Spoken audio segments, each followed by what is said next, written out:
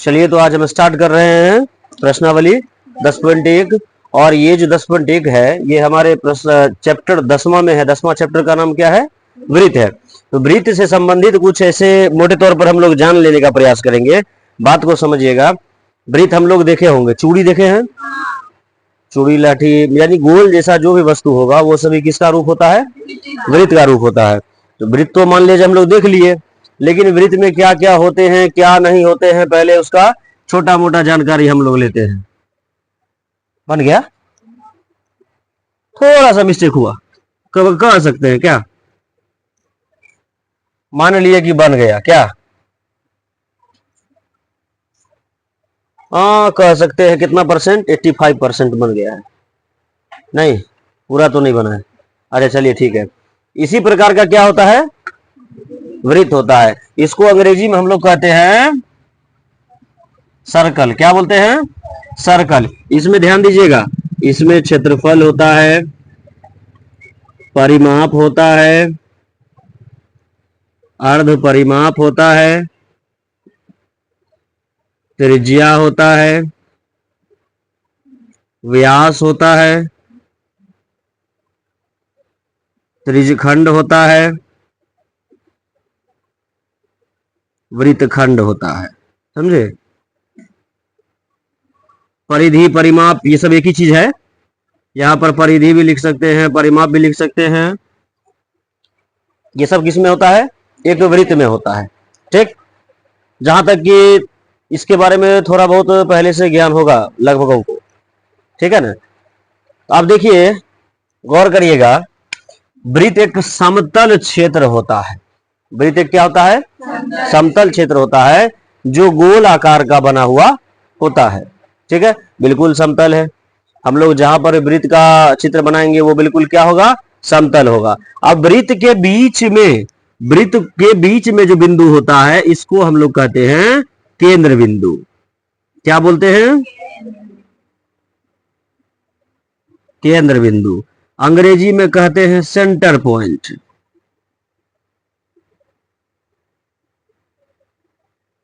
अंग्रेजी में क्या बोलते हैं? Centre point. अब देखिए, ये तो हम सेंटर पॉइंट को डिनोट करवा दिए। ठीक, इसको यही डिनोट कर दीजिए।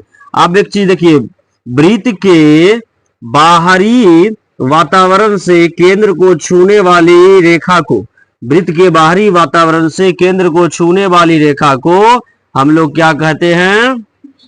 क्या कहते हैं? त्रिज्या को अंग्रेजी में कहा जाता है रेडियस। इसलिए त्रिज्या को हम लोग या तो बड़ी आर या तो छोटी आर सूचित करते हैं। करते हैं कि नहीं? करते हैं ना? ये दो बातें किस में होता है?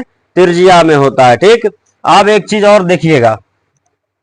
ठीक है, अभी नोट करने का प्रयास नहीं करना है। जब बोल दिया जाए कि नोट करो तो उसके बाद नोट कर लेना। ठीक है, अब क्या हमें देखना है? यही त्रिज्या अगर एक बाहरी सिरा से दूसरे बाहरी सिरा तक चली जाए, एक सिरा से दूसरी बाहरी सिरा तक चले जाए। देखिए यहां रेडियस कौन है? तो AO है, रेडियस AO। ठीक, तो जब AB लिखा जाएगा तो उसको लिखा जाएगा व्यास। व्यास को अंग्रेजी में कहते हैं डायमीटर। डायमीटर यानी व्यास को इसीलिए हम लोग या तो कैपिटल D या स्मॉल d से सूचित करते हैं। यहां व्यास कौन है? AB व्यास है। समझ रहे बात को? कोई दिक्कत? इसमें एक और चीज होता है, जीवा। जीवा भी होती है। ठीक है, अब बोलिएगा जीवा क्या होता है? हम लोग सुबह सुबह ब्रश करते हैं, उसके बाद जो करते हैं जीवा करते हैं। वो जीवा थोड़ी है, वो जीवा नहीं है। देखिए इसमें क्या जीवा है? वृत्त के केंद्र को बिना छुए हुए वृत्त के दोनों बाहरी सिरों को टच कर लेती है, उसे वृत्त का जीवा कहते हैं। कैसे? इस तीर को जरा छोड़िए, यही देख लीजिए, वृत्त का ये बाहरी सिरा है, ये भी बाहरी सिरा, यहां से लेकर यहां तक टच कर लिया, इसका नाम रख दीजिए डी ई। दिख रहा है ना? ये हमारा क्या कहलाएगा? जीवा कहलाएगा। केंद्र को छुआ क्या? नहीं ना, केंद्र को दूर रह गया ना, तो जीवा होता है। ठीक, जीवा कौन सा हो गया? डीई हो गया। खैर जीवा का कोई काम नहीं होता, लेकिन होता है। अब जीवा इतना हुआ ना, ये वृत्तखंड हो गया, यानी पूरे वृत्त का एगो खंड, उसी को क्या कहते हैं? वृत्तखंड कहते हैं। समझे? अब इसी प्रकार प्रश्न क्या रहेगा कि वृत्त की सबसे बड़ी जीवा क्या होती है? तो वृत्त की सबसे बड़ी जीवा क्या होती है? व्यास होती है, क्योंकि ये भी एक जीवा है, लेकिन ये किसको टच कर लिया? केंद्र को टच कर लिया। केंद्र को टच किया तो वो जीवा अब नहीं बनकर के अब क्या बन गया? व्यास बन गया। ठीक, उसी प्रकार आगे बढ़ेंगे। आगे बढ़ेंगे जब अगर इस प्रकार बन जाए, ए ओ, यहां एफ रख दो, ए ओ एफ, तो ए ओ एफ का नाम क्या होगा? ए ओ एफ होगा त्रिज्यखंड। क्या होगा? लग रहा है त्रिज्यखंड जैसा, समोस्याकार का लग रहा है, पिज्जा जैसा लग रहा है, हैं? तो ये त्रिज्यखंड हुआ। ठीक, इस प्रकार रहेगा त्रिज्यखंड, इस प्रकार रहेगा वृत्तखंड। कोई समस्या इतना वो छोटा मोटा जानकारी में नहीं ना? चैप्टर के अंदर प्रवेश करेंगे उससे पहले नोट कर लीजिए। ठीक है, स्टार्ट करिए लिखना।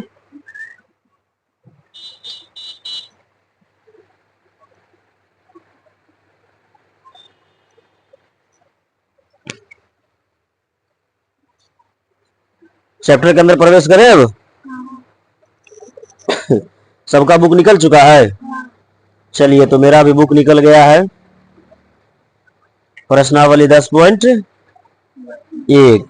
चलिए, तो कुछ ऑब्जेक्टिव प्रश्न है, इसको डील करने का प्रयास करेंगे। हम एक बार पढ़ेंगे और इस चित्र को देखकर समझ लेंगे, बस इतना सा ही समझ लेंगे। पहला प्रश्न कह रहा है वृत्त का केंद्र, बात समझिएगा, वृत्त का केंद्र देखिए चित्र में कहां है? बीच में है ना? ठीक, कह रहा है वृत्त के डैश में स्थित है, यहां तो लिखा नहीं है, बीच में लिखा है। बीच में ऑप्शन में क्या दिया है? बहिर्भाग और अभ्यंतर। बहिर्भाग का मतलब होता है बाहर और अभ्यंतर का मतलब होता है अंदर। कौन सा आंसर हो जाएगा? चलिए, हो गया करेक्ट। समझने में कोई दिक्कत? चित्र बना हुआ तब ना मदद मिल गया है? अंधे को क्या चाहिए? दोनों आंख। बस सवाल सही बन रहा है तो बड़ी बढ़िया बात है। क्लियर? दूसरा प्रश्न क्या कह रहा है? एक बिंदु जिसकी वृत्त के केंद्र से दूरी त्रिज्या से अधिक हो, वृत्त डैश पर स्थित होता है। त्रिज्या से अधिक होगा, बात को समझिएगा। त्रिज्या ये है, केंद्र से त्रिज्या, अब इससे अधिक होगा तो कहां जाएगा? कहां जाएगा? बाहर हो जाएगा। ये नहीं कह रहा है केंद्र से त्रिज्या की ओर, ये तो नहीं कह रहा है त्रिज्या से केंद्र की ओर, कह रहा है केंद्र से त्रिज्या की ओर, त्रिज्या से बड़ी है, तो इसका मतलब कहां जाएगा? बाहर। बाहर का मतलब क्या हो गया? क्लियर? चलिए, तीसरा प्रश्न है वृत्त की सबसे बड़ी जीवा वृत्त का कौन होता है? अभी कुछ देर पहले बोले थे प्रश्न, वृत्त की सबसे बड़ी जीवा क्या होता है? देखो टिक लगले है, बन रहा है, कोई समस्या नहीं ना? ये ऑब्जेक्टिव प्रश्न है। अगला प्रश्न कह रहा है एक चाप डैश होता है जब इसके सिरे एक व्यास के सिरे हो। चौथा प्रश्न को ध्यान दीजिएगा, एक चाप डैश होता है जब इसका सिरा एक व्यास का सिरा हो। हाँ, चाप की बात हो रही है, एक सिरा यहां हो, दूसरा सिरा यहां हो, तो बताइए ये कौन बनेगा? अर्धवृत्त बनेगा ना? कौन सा ऑप्शन हो गया? ऑप्शन में है अर्धवृत्त। क्या है? कुछ ऑप्शन ही नहीं है, तो लिख लीजिए अर्धवृत्त या अर्धगोला, दोनों इसी का नाम है। वृत्त भी इसी का नाम है, गोला भी इसी का नाम है। ठीक है, तो पंखा बंद करना होगा क्या? ठंड लग रहा है, हैं? अगला प्रश्न है, प्रश्न क्या है? अच्छा, वृत्तखंड है, हमारे यहाँ लिखा वृत्त बग है लिखा हुआ, इसलिए पढ़े। वृत्तखंड एक चाप तथा डैश के बीच का भाग होता है। वृत्तखंड की बात हो रही है, एक चाप और डैश के बीच होता है। देखिए वृत्तखंड किधर है? ऊपर में है ना, तो ये किसका भाग है? जीवा का है ना, तो करेक्ट आंसर क्या हो जाएगा? अगला छठा प्रश्न कह रहा है एक वृत्त जिसके तल पर स्थित है उसे डैश भागों में विभाजित करता है। एक वृत्त जिसके भी तल पर स्थित होगा ना उसको हमेशा 3 भागों में विभाजित करेगा। कितने भागों में? 3 भागों में विभाजित करेगा। इसका करेक्ट आंसर क्या हो जाएगा? 3। चलिए अब 2 नंबर पर चलते हैं। 1 नंबर में किसी को समस्या नहीं ना? इतना आसानी से समझते बुझते हंसते खेलते समझ गए है ना? 2 नंबर का क्या है? सत्य सत्य है। चलिए इसको भी कर लेंगे। प्रश्न कह रहा है पहला, ध्यान दीजिए सुनिएगा। केंद्र को वृत्त पर किसी बिंदु से, केंद्र को वृत्त पर, देखिए केंद्र को वृत्त पर, ध्यान दीजिए केंद्र है। अब ये वृत्त पर जब मिलेगा या तो इधर मिलेगा या तो ऊपर या तो क्लियर। वृत्त पर बिंदु, किसी बिंदु से मिलाने वाला रेखाखंड वृत्त की त्रिज्या होती है। ये सही है गलत है? केंद्र से अगर इसको मिलाते हैं वृत्त को, ये त्रिज्या बनता है कि नहीं बनता है? बनता है ना? ये क्या हो गया? क्लियर। दूसरा प्रश्न पढ़िए, बताइए तो क्या आंसर होगा?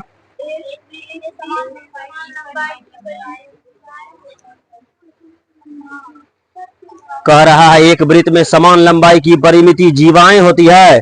समान लंबाई की, देखिए ये ना जीवा है, जीवा कभी बराबर होगा? मान लीजिए यहां अगर हम जीवा खींच दिए तो ये इसके बराबर होगा? क्या हो गया? क्लियर। अगले प्रश्न में चलिए, पढ़िए, बताइए आंसर।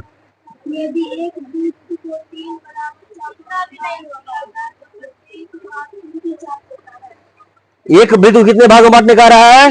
3 बराबर भागों में बांट दिया जाए तो प्रत्येक भाग दीर्घ चाप होगा।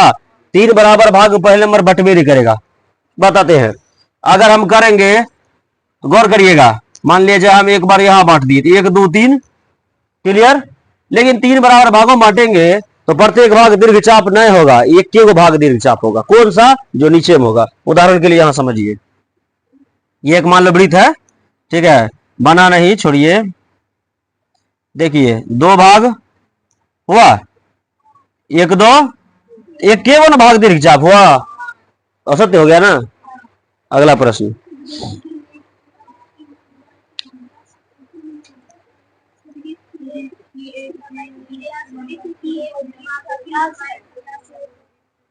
वृत्त की एक लंबाई, वृत्त की एक जीवा जिसकी लंबाई त्रिज्या से क्या है? हाँ देखिए, ये यहां से यहां त्रिज्या पढ़े हम लोग। त्रिज्या जब दोगुनी होगा तो ये भी तो पहले व्यास सॉरी जीवा था ना, तो त्रिज्या जब दोगुनी होगा तो व्यास नहीं बन जाएगा? तो ये क्या हो गया? सत्य हो गया, करेक्ट। क्या समझ में आ रहा है? हाँ बिल्कुल।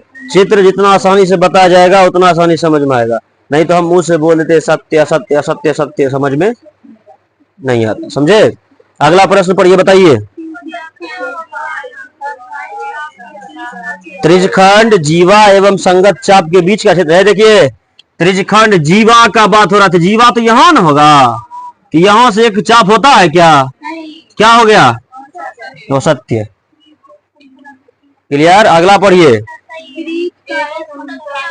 अभी जस्ट पहले पढ़ाने से पहले बोले थे वृत्त एक समतलाकृति है, बोले थे ना, तो क्या हो गया?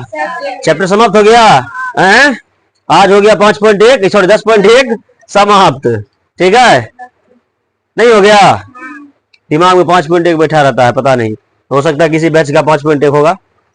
ठीक है, तो वृत्त का पहला प्रश्नावली आज यहीं पर समाप्त होता है। ठीक है, दूसरे वीडियो में प्रश्नावली 10.2 पर लेकर आएंगे। ठीक है, तो आज का ये इस सेशन को यहीं पर एंड करते हैं। ठीक है, मिलेंगे अब अगले वीडियो में।